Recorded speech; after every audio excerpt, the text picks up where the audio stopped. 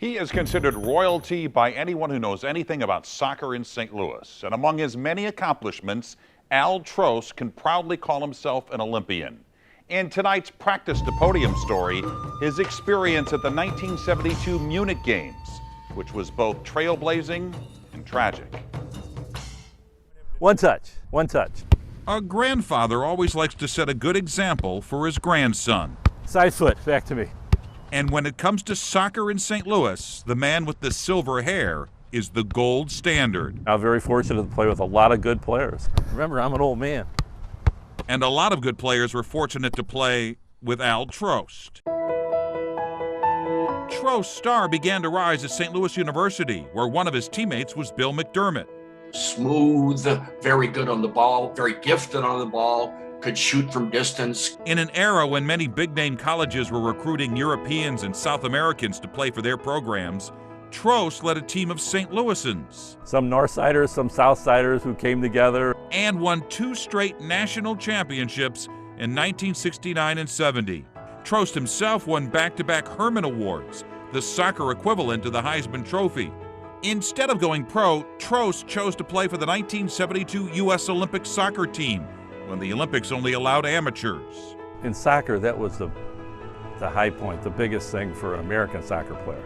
You had to go back to 1956 for the last time USA Soccer was in the Olympics, but they qualified for the Munich Games thanks in part to Trost and 5 other St. Louisans. We were all very proud, being St. Louisans, that so many St. Louisans were on the soccer team. Though the Americans were eliminated early, Trost says the experience was a dream come true, until those dreams were shattered. The security was relatively non-existent at the beginning, because these are Olympic and friendly games. On September 5th, 1972, terrorists from Black September of Palestine got into the Olympic Village and took 11 Israeli athletes and coaches hostage.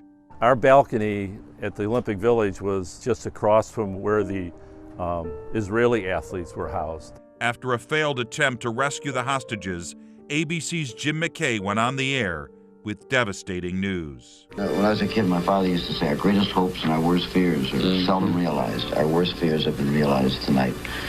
They've now said that there were 11 hostages. 2 were killed in their rooms yesterday morning. 9 were killed at the airport tonight. They're all gone. It forever changed security at the Olympics. Something I'll never forget. Get ready to go, next person. Trost went on to captain the U.S. national team, where he earned the nickname Captain America.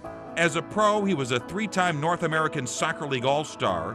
He later coached the St. Louis Steamers, then Parkway South High School, and led McClure North to a state championship. And now he's excited about the new downtown stadium and the team that will play in it. St. Louis City SC starts Major League Soccer play in 2023. I think there's great ownership behind it. I think they're all doing the right thing. The stadium is going to be awesome.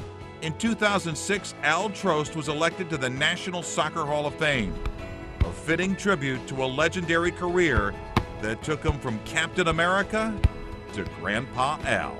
He will go down in history as one of the best players to ever represent his country, and certainly one of the best players to ever come out of St. Louis.